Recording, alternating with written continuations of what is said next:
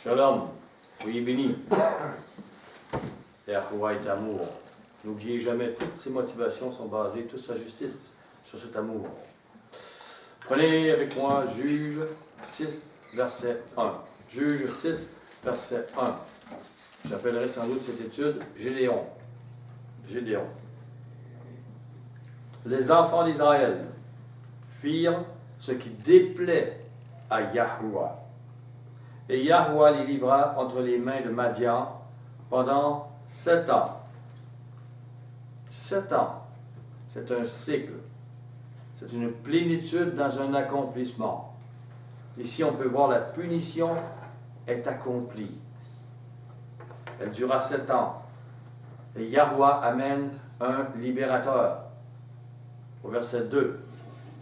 La main de Madian fut puissante contre Israël pour échapper à Madian. Les enfants d'Israël se retiraient dans les ravins des montagnes, dans les cavernes et sur les rochers fortifiés.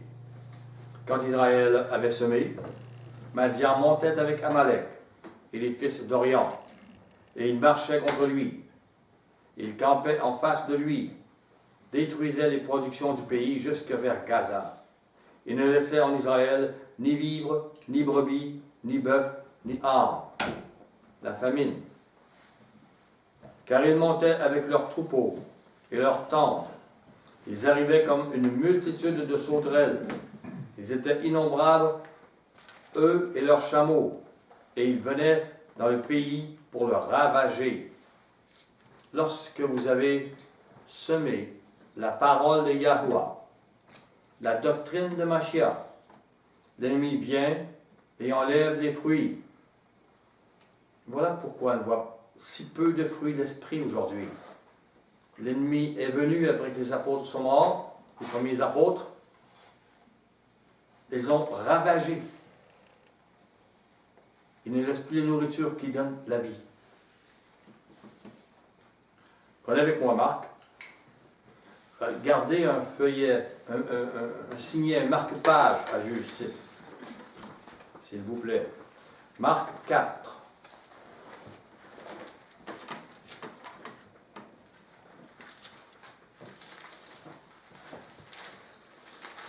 Verset 14. Le semeur sème la parole. Les uns sont le long du chemin, où la parole est semée. Quand ils l'ont entendue, aussitôt Satan vient et enlève la parole qui a été semée en eux. Et habituellement, c'est le plus grand nombre. Ils ne veulent rien entendre de la parole. Le plus grand nombre de la société. Luc 8, verset 11.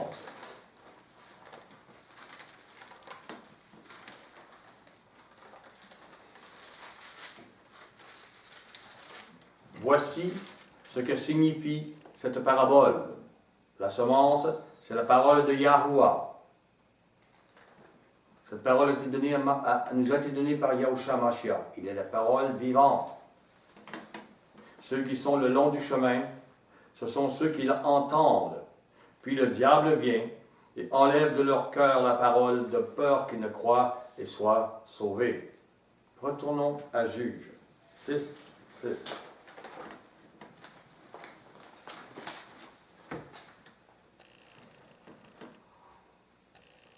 Israël fut très malheureux à cause de Madian. Et les enfants d'Israël crièrent à Yahuwah. On peut parler des églises d'aujourd'hui, des églises depuis il y a des milliers d'années, qui sont parfois malheureuses, faibles, malades. Et on peut parler de la vie du croyant en Yahushua. Aujourd'hui, qu'elle est déroutante, faible, en comparaison de celle de la première Église. Nous devons crier à Yahuwah. Nous devons crier à Yahuwah. Si nous ne le faisons pas, c'est que nous nous croyons rendus, riches, semblables aux premières Églises. Prenez avec moi Apocalypse 3. Apocalypse 3. verset 17.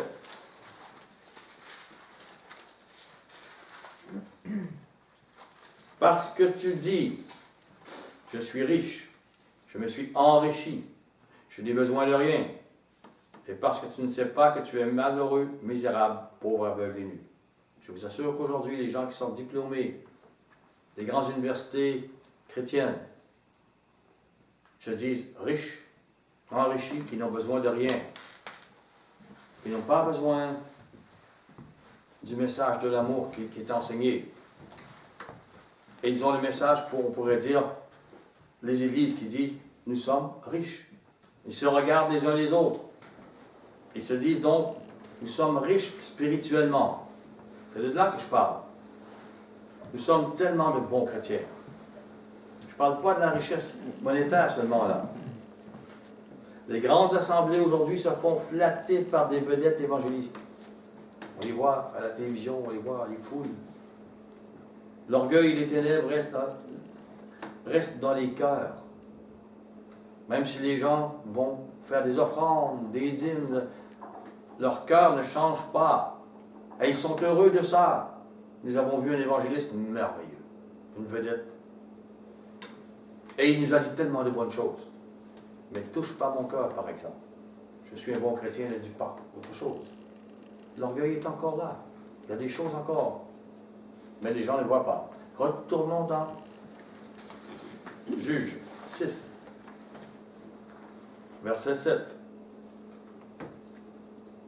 Lorsque les enfants d'Israël crièrent à Yahweh au sujet de Madian, lorsqu'ils crièrent, au sujet de quoi? De leur péché? De ce qu'il y a comme action impie parmi eux? De ce qu'ils devraient enlever comme culte? De ce qu'ils devraient rétablir comme culte? Pas du tout.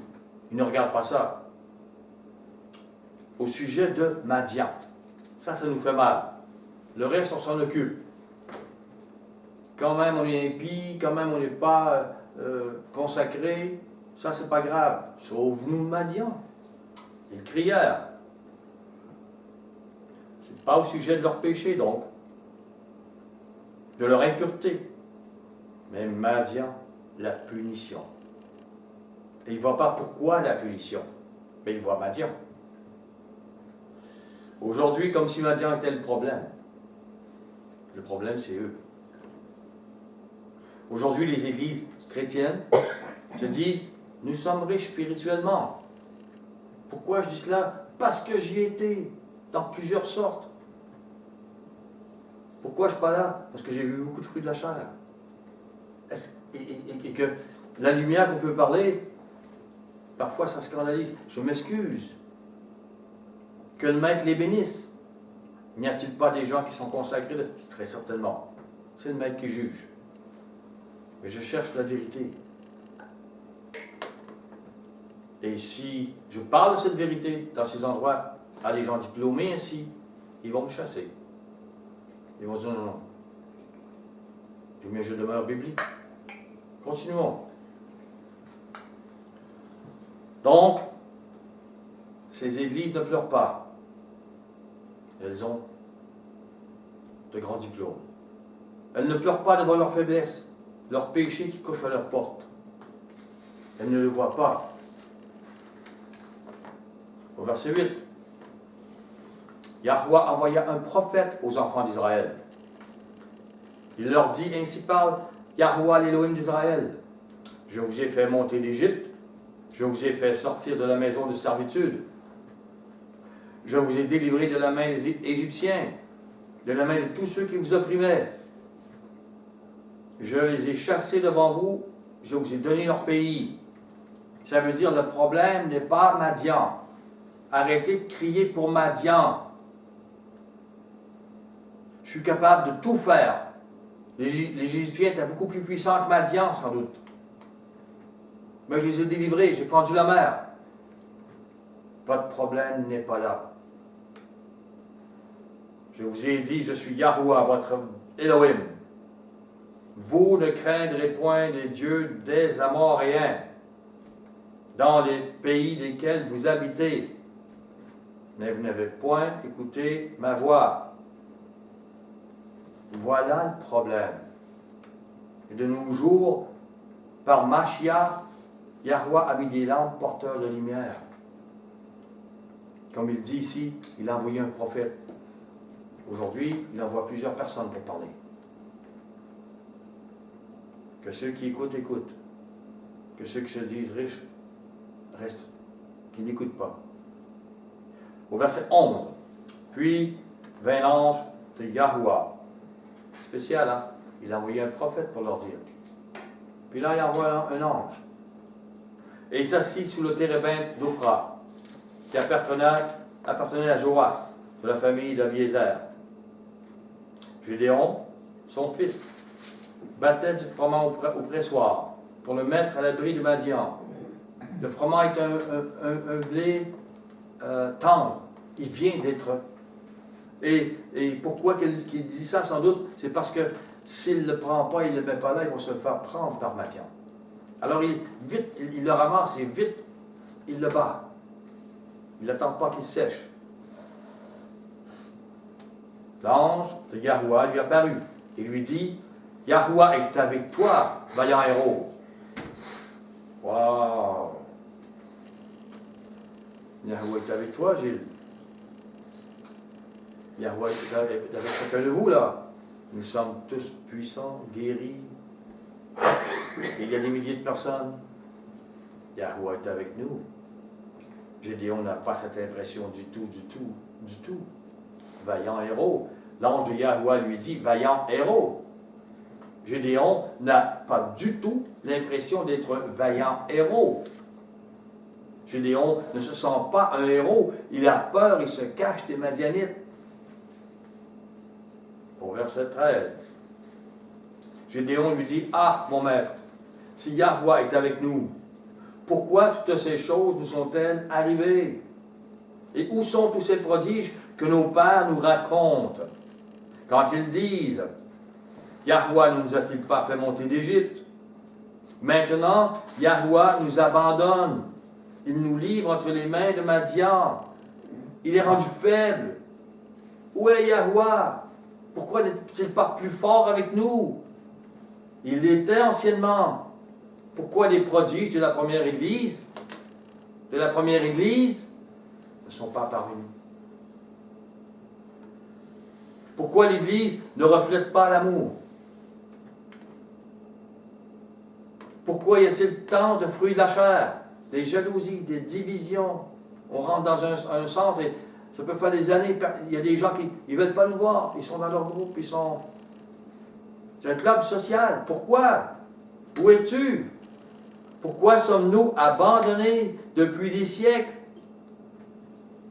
Pourquoi les cœurs blessés ne sont pas guéris dans les assemblées, mais bien blessés de nouveau? Lorsqu'ils sortent, ils ne veulent plus retourner. On les a brisés davantage. Et pourtant, l'Église devrait être des guérisseuses de cœur. C'est la première chose. Au verset 14, Yahweh se tourna vers lui et dit, va avec cette force que tu as, délivre Israël de la main de Madian. N'est-ce pas moi qui t'envoie? Avec cette force que tu as, dit l'ange à Gédéon. N'est-ce pas moi qui t'envoie? À ce moment, je vous assure, très certainement, Gédéon ne voit rien. Sauf qu'il n'a pas de force. Avez-vous remarqué comment parle Yahweh? Il dit dans sa Bible, Yahweh se tourna vers lui. C'est sa parole. Et pourtant, celui qui se tourne, c'est l'ange. Yahweh se personnifie dans ses envoyés. Au verset 15, Gédéon lui dit, ah mon maître, avec quoi délivrerai-je Israël? Voici, ma famille est la plus pauvre en Manassé, et je suis le plus petit dans la maison de mon père. Mon père n'est pas le plus riche. Il n'est pas le plus fort. Comment une Église pure et sans tache aujourd'hui s'élèverait-elle? Qui m'écouterait et qui écouterait ceux que le Maître prépare à ce monde? Je suis le plus petit et la famille des petites bergeries sur le même chemin que nous sont les plus pauvres. On peut avoir, mais tellement rare. Je suis sûr qu'il y en a plusieurs. À Élie, il ne voyait pas. Il a dit, je suis seul. Le maître lui dit, il y en a 7000. Et pourtant, ils étaient dans la même région. Mais ces gens ne pliaient pas le genou devant Baal, mais ils avaient peur d'aller voir Élie. Et pourtant, on leur a dit, je veux voir Élie, je suis un croyant.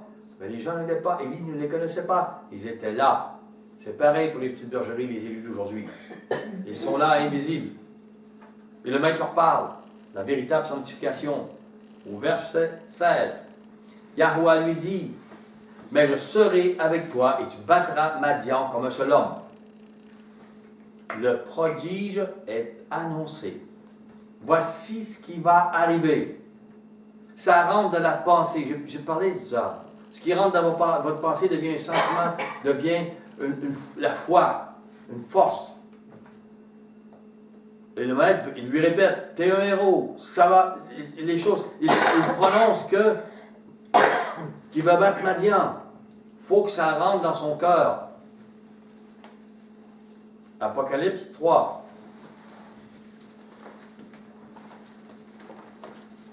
Verset 7. Écrit à l'ange de Philadelphie. Voici ce que dit le Saint, le véritable, celui qui a la clé de David, celui qui ouvre et personne ne fermera, celui qui ferme et personne n'ouvrira. Je serai avec toi. Il est celui qui ouvre les portes, qui ne sont pas ouvrables humainement.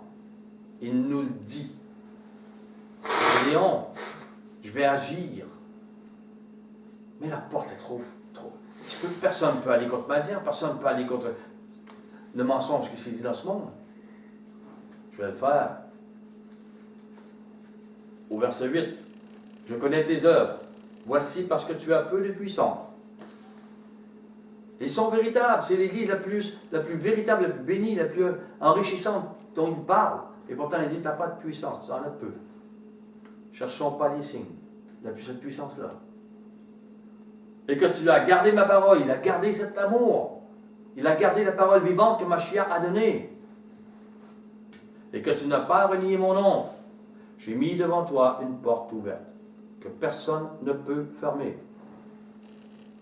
Relier le nom de Mashiach, c'est pas... Même le pape prend le nom de Mashiach. C'est Yahushua de Jésus. Il l'a renié parce qu'il ne lui obéit pas. Il n'a pas sa doctrine. Il a la doctrine de Baal. Comprenez ce que ça veut dire, c'est pas juste prendre le nom. Voyez cette parole. Parce que tu as fait ces choses, j'ai mis une porte ouverte devant toi, personne ne peut la fermer. C'est pour les Gédéons et les enfants d'Abiézer aujourd'hui. C'est pour la famille d'Abiézer. Par Gédéon et Abiézer, c'est ensemble. Nous formons symboliquement une famille d'Abiézer. Au verset 9. Voici, je te donne ceux de la synagogue de Satan, qui se disent juifs, ne le sont pas, mais qui mentent. Voici, je ferai venir se prosterner à tes pieds et connaître que je t'ai aimé. Comprenez ici, l'ennemi veut que vous pensiez qu'on parle des juifs, la synagogue. Mais en fait, synagogue, si vous le traduisez, c'est ecclésia, kahal, c'est l'assemblée. Il parle d'assemblée de croyants, disciples, de chrétiens, de messianiques, qui dominent dans ce monde aujourd'hui. Ce monde religieux, riche, qui ont des voitures, et qui ne veulent pas que Abiézer parle, que Gédéon parle. Ils ont une formule magique. Fais une petite prière et tu seras au ciel, tu seras sauvé. Ils en ont une autre. Donne ta dîme, et tu auras au ciel, et tu auras les richesses de ce monde. On l'entend, ça se répète. La doctrine qu'a enseignée Mashiach, le véritable évangile, est oubliée, rejetée. On produit des foules qui se réjouissent parce qu'elles ont fait la petite prière magique. Et qu'elles se disent, nous aurons le ciel.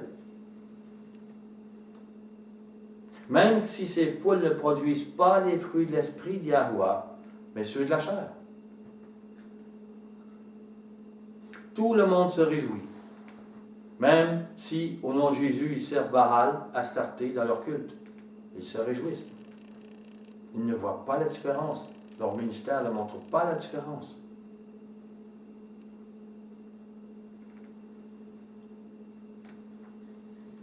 J'avais été dans une église, dans une place, un certain temps. Je crois que le pasteur savait que je connaissais ma parole et il m'avait dit que je pouvais peut-être emmener une étude. Je dis, mais il me dit, il faut que je la voie avant. L'étude que je voulais amener, c'était Lazare, le pauvre, et la richesse qu'il avait, même s'il était pauvre et qu'il était rejeté. Jamais il a voulu que j'amène. Jamais, jamais, jamais. Ils n'ont pas cette base d'amour. Lui, c'était la prospérité. Si j'avais amené la prospérité, j'aurais été un soutien. Mais parce que je parlais de véritable vie spirituelle et que Lazare était celui qui avait vaincu, et peut-être qu'il était justement pauvre parce qu'il marchait avec Yahuwah, jamais ça ne passe pas dans les églises aujourd'hui. C'est triste. Au Romains 2. Romains 2. Et je ne dis pas qu'il n'y a pas des perles, et que le maître n'appelle pas des gens qui sont très brisés, très amoureux. J'ai vu des gens qui étaient... C'est le système. C'est le système religieux qui ne mène pas au maître. Et il y a très certainement des gens qui sont comme dans l'église de Sardes, qui sont sauvés, même si l'église de Sardes est morte. Le juif, au verset 28, ce n'est pas celui qui en allait dehors. La circoncision, ce n'est pas celle qui est visible dans la chair. Donc ici, on ne parle pas de la race juive, circoncis de chair. Il dit le juif qui est important devant Yahuwah, ce n'est pas lui. Mais le juif, c'est celui qui l'est intérieurement. C'est le cœur qui est changé. Et la circoncision, c'est celle du cœur, selon l'esprit et non selon la lettre. La louange de ce juif ne vient pas des hommes, mais de Yahuwah. On parle des vrais disciples de Yahusha, ceux qui ont le cœur circoncis. Yahuwah ne loue pas la race juive, les circoncis de chair, mais bien les circoncis de cœur. Ceux qui sont scandalisés de cela ou ne comprennent pas cela font de la religion. Leur cœur n'a pas changé. Je les aime, je veux qu'ils soient bénis, je veux qu'ils entendent, je veux qu'ils comprennent, que l'Esprit les touche. Mais ça ne m'empêchera pas de dire, il y a une erreur. Si on ne le dit pas, on cache. On cache le... Et le mensonge ne doit plus être caché. La lumière doit être là. Devant ces montagnes d'incrédulité, de richesse et de gloire chrétienne religieuse. Le maître lui demande d'agir. Qu'est-ce que je peux faire? Il dit, je serai avec toi. Il veut rétablir le socle, la base de la doctrine qu'a enseigné Mashiach et les premiers apôtres. Et il dit, tu battras ma diable. Oh wow! Ce n'est pas physiquement. Nous serons persécutés par une fausse église. C'est spirituellement que nous serons vainqueurs. Juge, on retourne dans Juge. Juge 6, verset 17.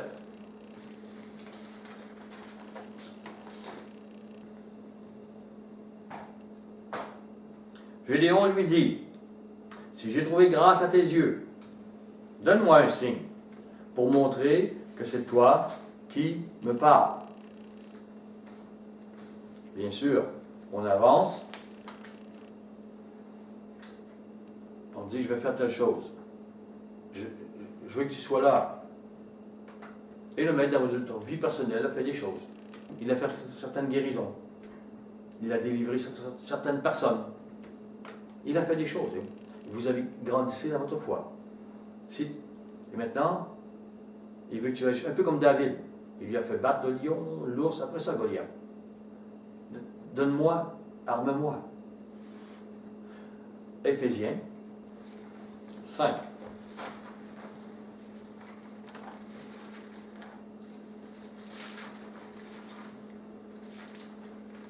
C'est curieux, hein? Paul envoyait des lettres. Éphésiens, Colossiens, Philippiens, Corinthiens, Galates. Pour les encourager, mais en même temps, il mettait sur chacun le doigt sur un problème que l'Église avait. Les Galates, ils voulaient être sauvés par la première alliance. Les Corinthiens voulaient être sauvés avec l'impiété. Et donc, Paul disait, et les Romains rentraient directement dans cette impiété babylonienne. Alors il leur disait, faites attention, c'était pas pour leur malheur, c'était pour enlever le mensonge, enlever la fausseté. Et pourtant, il parle aux églises. Il leur dit, vous avez quelque chose de bien, mais... Alors, après 2000 ans, il y a des choses qu'on doit parler. Il y a des choses qui doivent être dites. Forcément, si Paul en avait à dire avec une église qui était naissante, mais qui devenait pécheresse, comment 2000 ans plus tard, il y a des choses qui doivent être mises sur le socle de la vérité et de l'amour. Donc, Éphésiens 5, 27. Excusez-moi. Afin de paraître devant lui, de faire paraître devant lui cette Église glorieuse, sans tache, ni ride, ni rien de semblable, mais sainte et irrépréhensible. Avez-vous vu le contrat? Je trouve les églises visibles dévastées par les fruits de la chair. Les taches sont géantes. Visibles. Acte 20, 27. Acte 20, 27.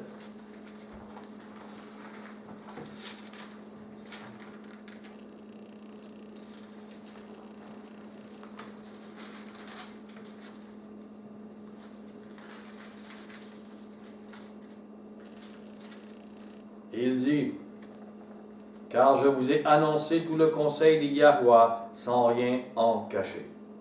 Comprenez, les gens se réjouissent de dire plusieurs choses aujourd'hui devant, mais le conseil des Yahweh à ce moment-là, il risquait de faire de la prison, d'être torturé, d'être fouetté, et Paul, ça lui est arrivé souvent, d'être laissé pour mort.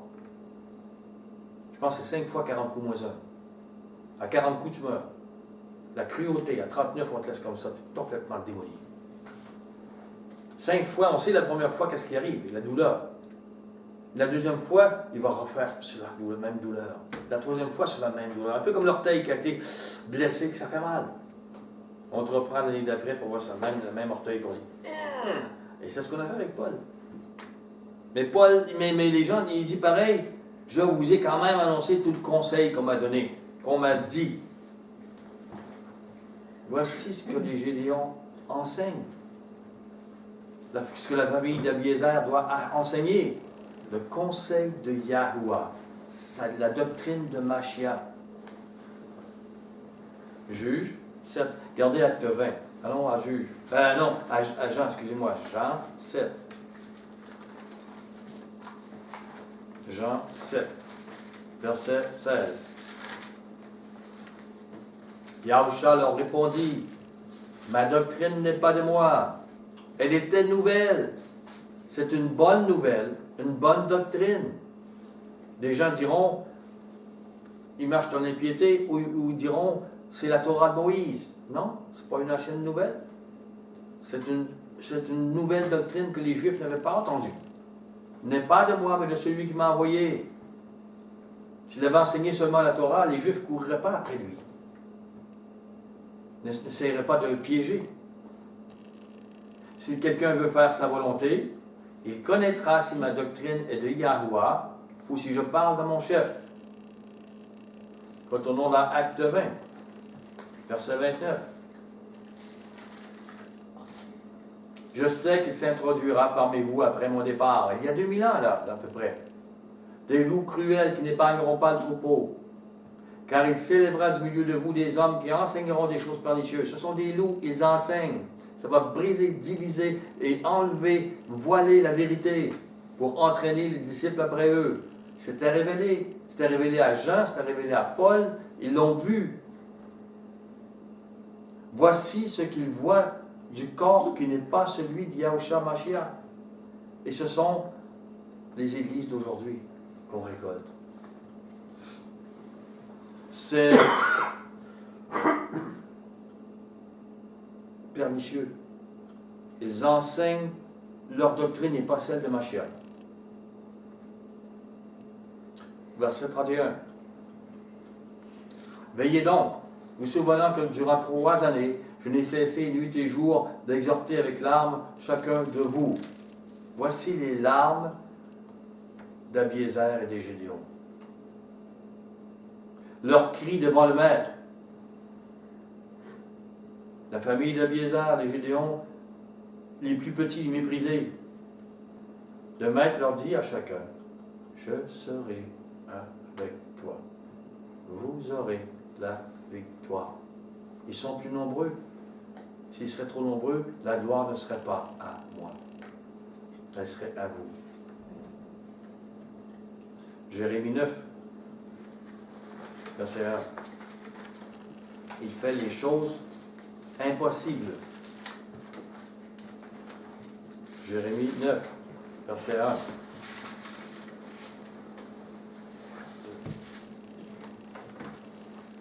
Aussi ma tête était remplie d'eau. Si mes yeux étaient une source de larmes, je pleurerais jour et nuit les morts de la fille de mon peuple. Pour nous, aujourd'hui, la fille de mon peuple, c'est l'Église. Et comme on peut voir dans 3 Jean 9, 10, comme on peut voir dans 3 Jean 9, 10, oui, puis 2 Jean 2, verset 18, 19. Déjà, il y avait des antéchrists. Déjà, il y avait l'Église, et aujourd'hui, elle produit des morts. Ils passent pour être vivants. Mais ils sont morts. Je leur parle du cœur, c'est pas là. Les Jérémie pleurent. Le maître leur parle aujourd'hui, comme les Gédéons. Je vous assure que si les cœurs étaient morts eux-mêmes et que si Mashiach vivait dans tous les cœurs d'une église jusqu'à 1000 personnes, jusqu'à 1000, quand quelqu'un rentre, il fondrait, il tomberait. Il resterait là. Son cœur changerait aussi. Satan ne peut pas rester avec des cœurs comme ça. Les cœurs s'en vont où ils meurent. Mais c'est pas comme ça. Et ça devrait, ça doit. Juge 6, 18.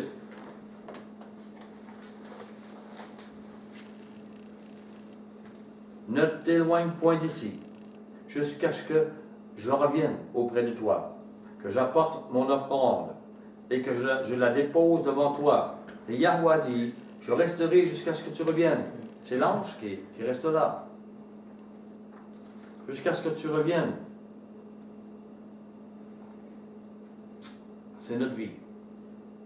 Yahweh, ne t'éloigne pas de moi, jusqu'à ce que ma vie soit réellement une offrande à t'offrir. J'ai des choses, mon cœur doit changer. Au verset 19, Gédéon entra, prépara un chevreau, et fit avec un épha de farine des pains sans levain. Il mit la chair dans un panier, et le jus dans un pot. Il les lui apporta sous le térébinthe, et les présenta. Le pain sans levain et la chair. Symbolique de la vie de Gédéon, qui s'efforce de vivre sans péché. Voici ce que je t'offre. C'est notre sacrifice.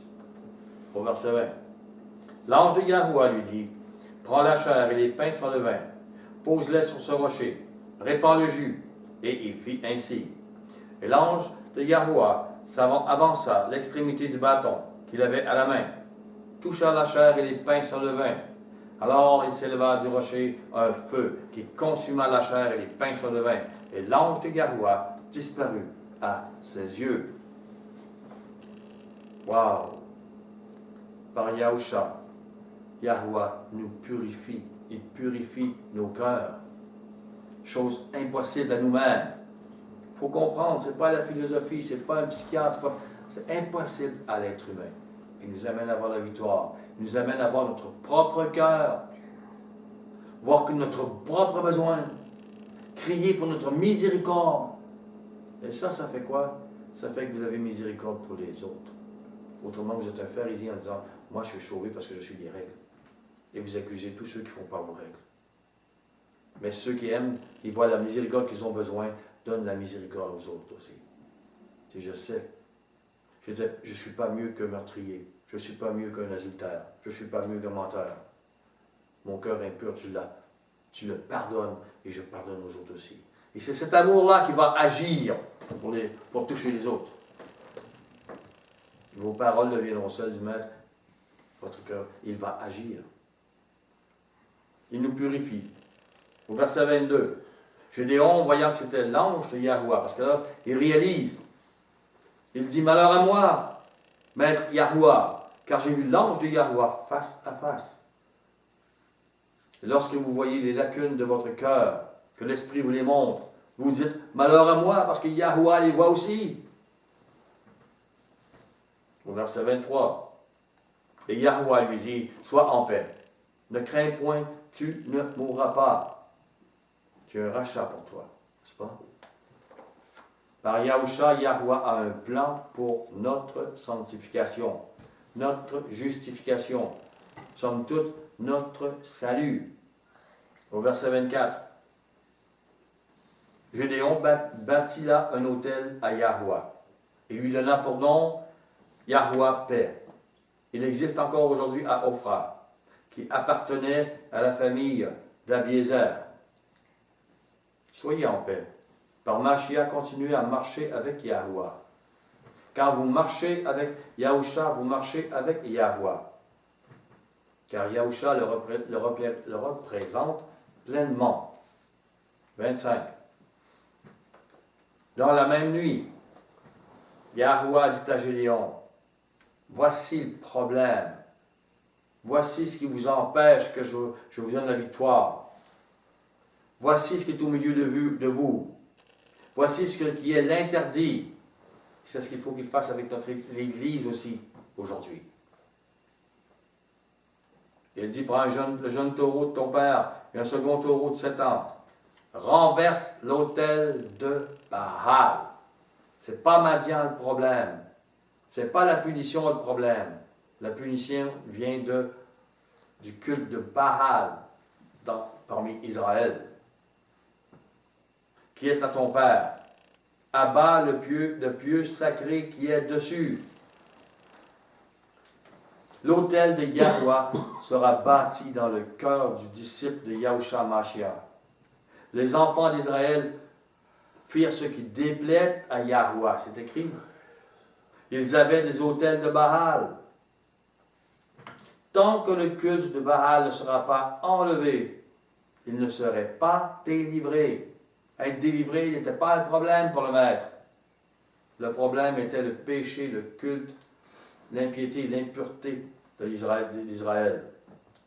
Maintenant, aujourd'hui, depuis longtemps, le sapin de Noël est un poteau à Baal. Cherchez, vous allez voir. C'est Nimrod Baal. Et la vénération des lapins et des œufs au printemps, pour le nom de Jésus, c'est pour Astarté. Cherchez. Les églises qui vivent ces cultes ne peuvent être délivrées avant d'avoir enlevé ces cultes. Oui, certaines peuvent être touchées, mais ils ne peuvent pas avoir la véritable libération. L'Israël ancien ne pouvait pas avoir la véritable libération tant que ce poteau-là n'était pas tombé. Et le maître a demandé au vaillant héros Gédéon, il lui a dit, t'es un héros, tu auras la force. C'est rentré dans son cœur. finalement, c'est devenu. Même le maître avait proclamé cela. Retournons dans Juge. Juge 6, verset 26.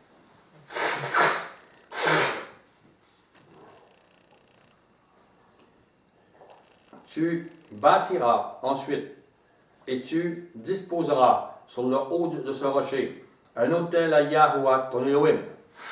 Tu prendras le second taureau, tu offriras un holocauste avec le bois de l'idole que tu auras abattu. Voilà ce qu'on fait avec le sapin de Noël. On le brûle. Gédéon prit 10 hommes parmi ses serviteurs. Il fit ce que Yahuwah avait dit.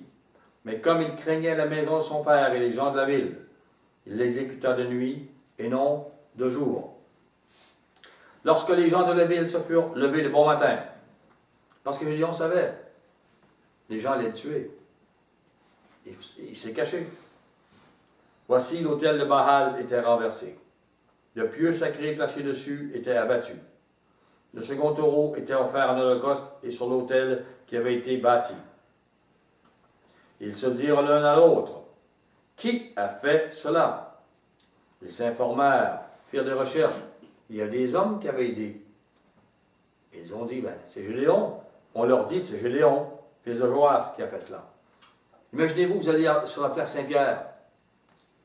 Il y a un monument, pour un phallus pour le soleil, qui vient d'Égypte. Brisez ça pour le fun, en disant, c'est le pieu de Baal, c'est le pieu d'Horus. Vous allez voir ce que les chrétiens vont vous faire aujourd'hui. Et de tous les cultes que vous voyez viennent de ça, ce pieu qui est là. Ça représente Noël, ça représente Astarté, ça représente toutes ces choses. C'est ce qu'a fait.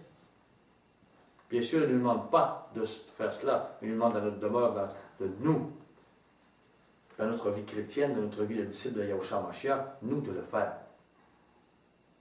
C'est Gédéon qui a fait cela. Alors, les gentilles personnes, merci, Gédéon. Non, il dit à Joas, fais sortir ton fils, et qu'il meure, car il a renversé l'autel de Baal, abattu le pieu sacré qui était dessus. Voici le culte. On veut que Yahuwah chasse Madian, mais on veut Baal, c'est notre Dieu. Joas répondit à tous ceux qui se présentèrent à lui, est-ce à vous de venir, de prendre parti pour Baal? Est-ce à vous de venir à son secours? Quiconque prendra parti pour Baal mourra avant que le matin vienne. Ce n'était pas parce que c'était la plus forte famille, mais c'était l'autorité. Il a dit, je protège mon fils. Et Baal, on s'en fout, mon fils a raison. Je ne sais pas qu'est-ce qu'il a pensé, mais il a eu l'autorité. Si Baal est un dieu, alors ils avaient au défi qu'il plaide lui-même sa cause. S'il n'est pas capable, c'est parce qu'il est bien fait, votre Baal. Puisqu'on a renversé son autel. Wow! Yahuwah a donné un allié autoritaire et puissant pour Gédéon. Joas, son père. C'est Yahuwah qui a permis cela aussi, qui a donné cette force à Joas. Il n'y a pas de parole, il n'y va pas de parole morte là. Il dit, celui qui va prendre parti pour Baal, il va mourir. Il dit, quiconque prendra parti pour Baal va mourir avant le matin. Le père de Gédéon protégera son fils. D'ailleurs, Abiézer, c'est une prophétie. La famille d'Abiézer était une prophétie. Abiézer veut dire « mon père est secours ». Il allait le faire. Le père spirituel est secours en protégeant Gédéon par le père de Gédéon. Joas est secours de Gédéon. Le père est secours. Mon père est secours. Abiézer. Juge 6, 32. Et en ce jour, l'on donna à Gédéon le nom de Jérubbaal, en disant que Baal plaide contre lui, puisqu'il a renversé son autel. Et là, il devait regarder en disant, ben, Gédéon va peut-être mourir parce que Baal plaide contre lui. Ben, Gédéon n'est pas mort. Tous, Madian, Amalek et les fils de l'Orient, se rassemblèrent. Ils passèrent le Jourdain. Ils campèrent dans la vallée de Jezreel. Tous les ennemis se rassemblent pour attaquer. Satan n'est pas content lorsque la sainteté se lève dans l'Église, parmi les disciples de Machia, et que ses mensonges sont dévoilés. Juge 6, 34. Gédéon fut revêtu de l'esprit d'Yahuwah. Toutes les paroles qu'il lui avait dit, vaillant héros, va, tu vas vaincre. Et maintenant l'esprit qui rentre en lui, il sonna la trompette. Et Abiézer, le père qui secourt, fut convoqué pour marcher à sa suite. Après avoir fui l'action de renverser l'autel de Baal, Yahuwah revêt, excuse-moi, pas fui, il a fait l'action. Après avoir fait l'action de renverser l'autel, Yahuwah revêt Gédéon de son esprit. Et il sonne de la trompette. Il devient le héros, le général en chef. Yahuwah le savait. Si vous agissez pour Yahuwah dans votre vie, si les paroles qu'il a données à Mashiach pour vous, si celles-ci donc deviennent votre guide, alors le Maître vous fortifiera par son esprit. Vous serez des Gédéons ou de la famille d'Abiézer, ceux qui convoquent pour le bon combat. Titre 2. Titre 2. Tout de suite après Timothée. Titre 2, verset 11.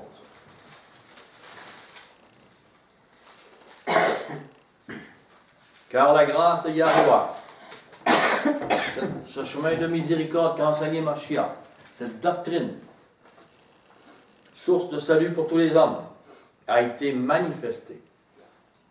Elle nous enseigne à renoncer à l'impiété. Elle nous enseigne aussi à renoncer à Baal, à Astarté, et aux convoitises mondaines, à cesser d'avoir une religion qui nous élève et à vivre dans le siècle présent, selon la sagesse, la justice et la piété, le culte biblique. Mais ce n'est pas la grâce spécialement, le culte biblique. Mais la grâce nous appelle à ça. C'est une base. La grâce de faire miséricorde nous fait faire miséricorde pour les autres, nous triomphe du jugement. Mais cette grâce qui nous appelle à cela nous dit sortez de Baal, vivez la piété, sortez de l'orgueil mondain. C'est normal, c'est la base. La grâce enseignée par Mashiach nous enseigne donc à renoncer à Baal, à vivre la piété biblique. Baal est ce que suit nos sociétés et la majorité des églises. Tristement, je le dis là. Et si j'irais leur en parler, on me sortirait. Jacques 2. Et ça ne devrait pas être.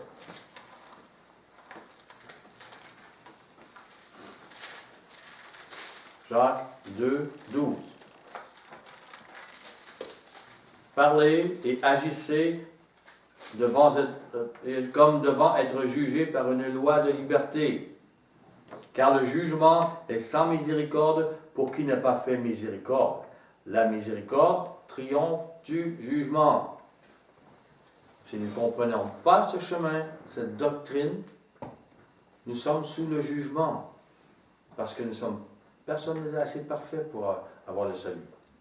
La miséricorde, l'amour pur pour nos ennemis, pour ceux qui ne le méritent absolument pas, nous justifie, triomphe du jugement de la loi. C'est l'autel de miséricorde qui est bâti dans le cœur des Gédéons et des Abiézer d'aujourd'hui. Ils sont la main du Père qui secourt Et ce nom est tellement une grande prophétie. Soyez la main du Père qui secourt, les Abiézers. Les Gédéons d'aujourd'hui, devant les autels de Baal chrétien, devant des œuvres mortes du ministère de la lettre, c'est Gédéon donc, fortifié, éclairé par l'esprit d'Yahoua, se lève pour conduire des bergeries. Et nous ne sommes pas les seules bergeries. Gédéon demanda des signes qu'il reçut. On parle de toison. Toison mouillée, pas mouillée, sèche. On demande des signes dans notre vie. Même si c'est vrai, fais telle chose, montre-moi telle chose. Retournons dans Juge. Maintenant, Juge 7. Verset 2. Yahou a dit à Gédéon, le peuple que tu as avec toi est trop nombreux pour que je livre Madian entre tes mains, entre ses mains, excuse-moi. Il pourrait en tirer gloire contre moi et dire, c'est ma main qui m'a délivré. Tu ne feras pas cette délivrance avec les grandes églises de ce monde. Ce n'est pas les grandes églises puissantes reconnues avec des pasteurs vedettes et faisant déplacer des foules. Ce n'est pas avec eux que le Maître va agir. S'il les humiliait et qu'il les amenait à la véritable repentance, ils seraient trop nombreux, ils en tireraient la gloire et diraient, bien oui, on a toujours été comme ça. On était toujours fidèles, on a toujours bien... Alors, tu sais, non, tu ne tireras pas cette gloire. Juge 7, 4. Yahouah dit à Gédéon, le peuple est encore trop nombreux. Fais-les descendre vers l'eau. Et là, je t'en ferai le triage. Celui dont je te dirai que celui qui aille avec toi ira avec toi. Que celui-ci aille avec toi, ira avec toi. Et celui dont je te dirai que celui-ci n'aille pas avec toi, n'ira pas avec toi. Au verset 7. Yahouah dit à Gédéon, c'est par les 300 hommes qui ont la paix que je vous sauverai et que je délivrerai Madian. Je vous livrerai Madian entre tes mains, excusez-moi, et que tout le reste du peuple s'en aille chez soi. Au verset 17, il leur dit, vous me regarderez. Là, Gédéon savait quoi faire. Là, il est plein d'esprit, il est plein de pensées, il est inspiré par le Maître. Et vous me ferez comme moi. Dès que j'aborderai le camp, vous ferez ce que je ferai. C'est comme ça que la délivrance va arriver. C'était pas une chose normale, là. Il n'a pas appris ça de Moïse, il n'a pas appris ça d'un autre, il n'a pas appris ça d'Abraham, Isaac et Jacob. Non, c'était, à ce moment-là, c'est comme ça. Aujourd'hui, nous vivons des choses qui sont comme ça. Ce n'est pas une chose qu'on peut dire, ben c'est normal, c'était ainsi. Non, non. C'est pour nos jours. Au verset 19, Gédéon et les 100 hommes qui étaient avec lui arrivèrent aux abords du camp, et au commencement de la veille du milieu, comme on venait de placer les gardes. Ils sonnèrent de la trompette et brisèrent les cruches qu'ils avaient à la main. 100 hommes. Il y en avait 300 en tout. 300 divisés en 3 groupes. 3 petites bergeries, 3 royaumes, pour ceux qui comprennent. Devant une multitude de Madianites. Des ennemis humainement invincibles. C'est devant quoi nous sommes aujourd'hui, nous. Acte 1.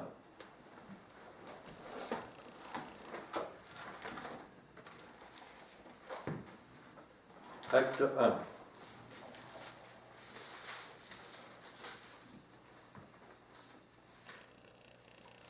Verset 13.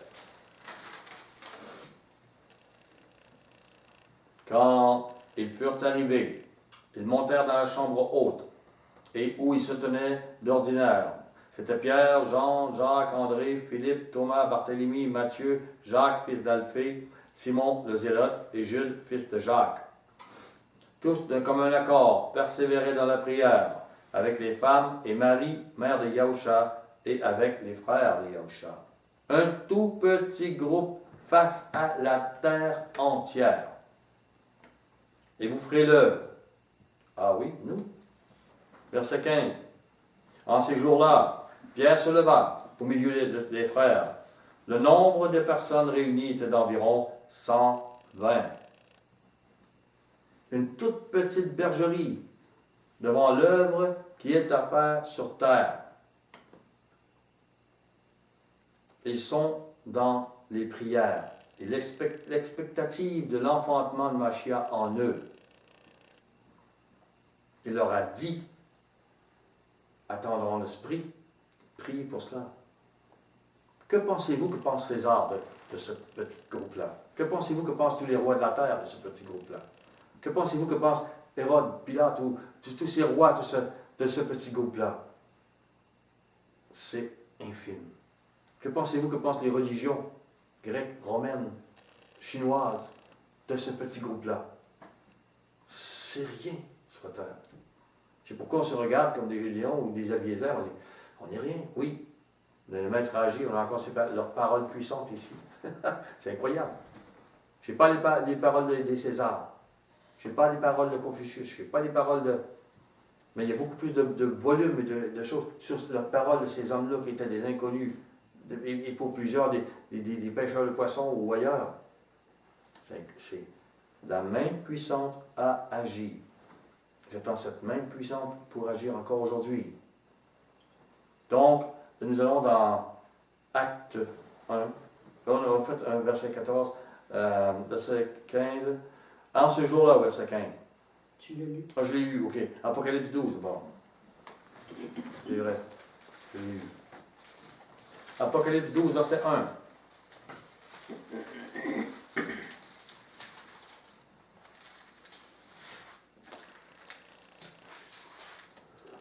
Un grand signe parut dans le ciel. Alors Jean voit une femme enveloppée du soleil. Une femme représente une église. Une église, nous sommes au temps de la fin. Elle va amener la naissance de Mashiach dans les cœurs. Elle va enlever, par elle, va enlever le voile qui est mis sur les églises d'aujourd'hui. Les Gédéons et les Abiézers vont. Et là, enveloppé du soleil, le soleil, ici, c'est symbolique de la lumière, de Mashiach, sa parole. La lune sous ses pieds. Regardez, il y a certaines religions qui ont des lunes.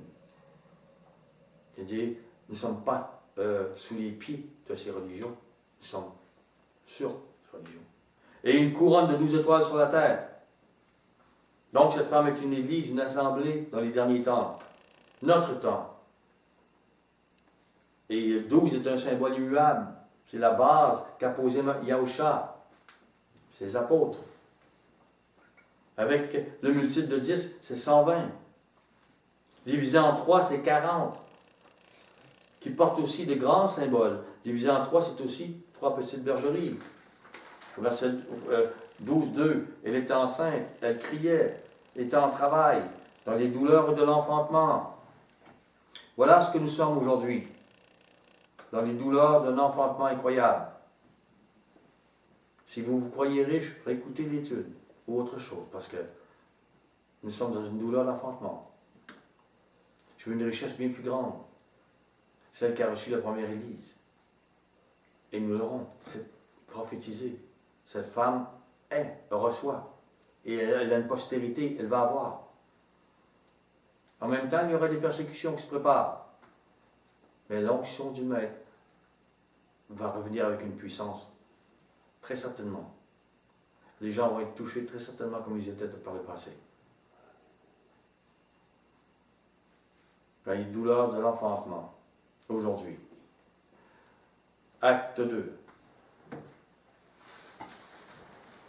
Acte 2. Verset 1. Le jour de la Pentecôte, ils étaient tous ensemble dans le même lieu. Tout à coup, il vint du ciel un bruit comme celui d'un vent impétueux et il remplit toute la maison où ils étaient assis. Des langues semblables à des langues de feu leur apparurent, séparées les unes des autres, et se posèrent sur chacun d'eux. Ils furent tous remplis du Saint-Esprit. Ils se mirent à parler en d'autres langues, selon que l'Esprit leur donnait de s'exprimer. Ce n'était pas seulement une langue des anges. Ils parlaient multiples langues humaines. Or, il y avait en ces jours à Jérusalem des Juifs hommes pieux de toutes les nations qui sont sous le ciel. Au bruit qui eut lieu, la multitude accourut. Et elle fut confondue parce que chacun les entendait parler dans sa propre langue. Je suis à Montréal. On a loué une place pour une fête. On est 10, 12 personnes. Le feu tombe dans notre... Où est-ce qu'on est? Notre chambre. Et on sort. Il y a des Chinois, on parle chinois. Il y a des Arabes, on parle arabe. Les gens disent, mais qu'est-ce qui se passe? Il y a un gens blessé, il y a quelqu'un qui n'a pas marché de sa vie. On dit, lève-toi. Et il se lève. Qu'est-ce qui se passe? Je vous assure que ça bousculerait. Ce genre de parler en langue, ce genre de miracle, ce genre de choses spectaculaires qu'il y a eu là, il n'y a pas ça présentement. C'est pas qu'on n'a pas le droit, c'est que le pieux est là. L'interdit est toujours là. Et le maître amène, il fait l'expiation. Et il y a un temps donné, je vous assure. Cette femme, c'est un temps donné. La femme qui attend pour l'accouchement, nous sommes dans ce temps. Et si vous ne priez pas pour l'accouchement, si vous ne pleurez pas, si vous n'avez pas de douleur de cet accouchement, c'est que vous ne comprenez pas la parole. Vous ne comprenez pas ce qui s'en vient. Vous ne comprenez pas cette prophétie. Et vous n'aspirez pas à nous dire, nous n'avons pas besoin. Nous avons besoin. Comme cette femme qui va accoucher. La femme, elle sait que le bébé est beau. C'est Yahushua qui va accoucher. Vous ne le voulez pas. L'autre femme, je n'ai pas besoin, j'en ai un, moi, puis. Non, mais ce n'est pas le bon. Cette femme-là, c'est à la fin des temps. C'est notre temps. C'est votre accouchement. Si vous ne le sentez pas, c'est que vous ne sentez pas qu'il y a un problème parmi les disciples. Et que Mashiach doit réellement apparaître. Oui, il est là pour nous comme des petites gouttes, mais le fleuve doit couler. Et il va couler. Nous devons avoir foi en ces paroles-là. Gédéon a eu foi. Il dit, t'es un vaillant héros, ça va arriver. Si tu n'as pas foi, tu n'auras pas l'esprit. Et ça n'arrivera pas.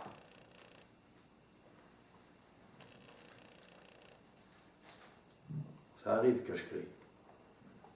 Je vais continuer. Et je ne crierai pas là. Donc, ils étaient confondus. Ils étaient, au verset 7, tous dans l'étonnement, la surprise. Ils se disaient les uns aux autres, voici ces gens qui nous parlent, ne sont-ils pas tous galiléens?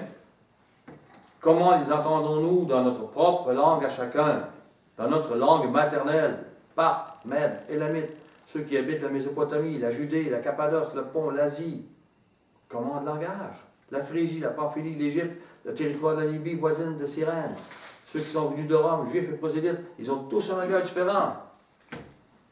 Et Pierre, Jean-Jacques, qui sont des pêcheurs, qui parfois, ils n'étaient pas des lettrés, pouvaient parler tous ces langages. C'est incroyable. Il y a quelque chose qui se passe ici. Je crois qu'il va y avoir une naissance. Quelque chose qui va se passer encore. Qui va surprendre. On va être surpris. Les chrétiens connaissent la religion. Mais ne connaissent pas cet enfantement, ils n'y croient pas. Ils se croient riches. Et pourtant, le maître dit à l'église de Laodicée, tu te crois riche?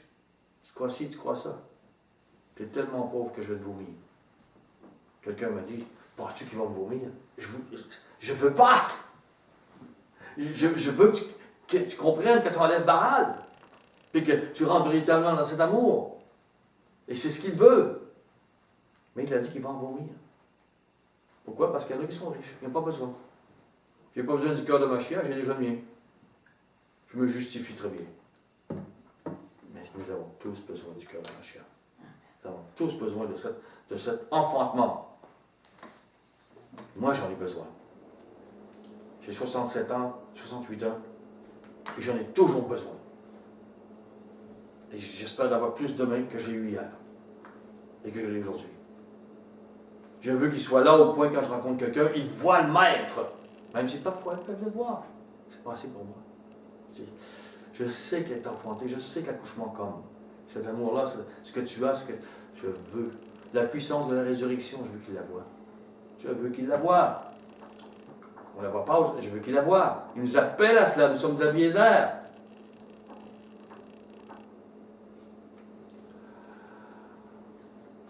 Verset 41, je l'avais lu. Acte 2. Non, 41. Acte 2, 41.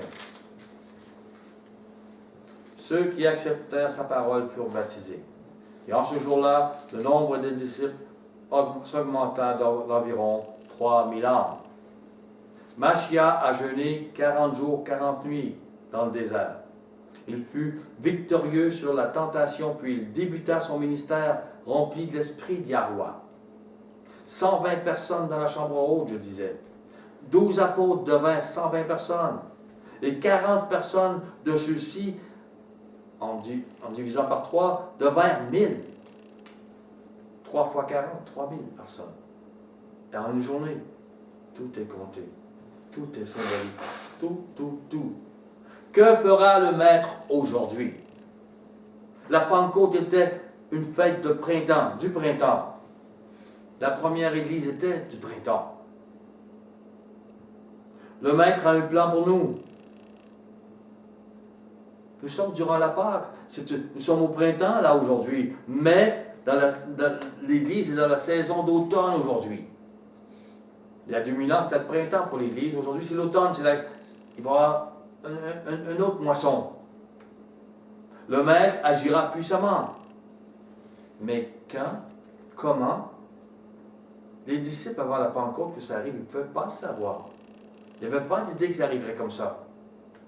Ils étaient là. Vous devez être là. Les Abiézers avec les Gédéons, nous devons être là. L'Église faible, les petites bergeries, c'est le lumignon fumant. Le lumignon fumant. Et ce lumignon fumant va prendre feu. La naissance du Maître, celle qui ne connaît plus ce monde, comprenez, le monde ne connaît plus cette naissance. Vous envoyez, vous voyez une fumée, vous êtes un lumignon fumant, et dites, oui, c'est là, oui, c'est l'Esprit qui vous amène à ça. Comme il a amené 120 personnes dans la chambre haute. Il savait. Tu as les paroles de la vie. On ne les comprend pas, mais tu as les paroles de la vie. C'est pareil aujourd'hui.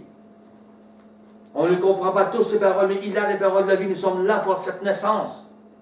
Donc, ce lumignon fumant que nous sommes va prendre feu.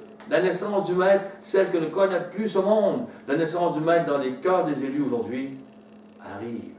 Soyez bénis. Je vous aime.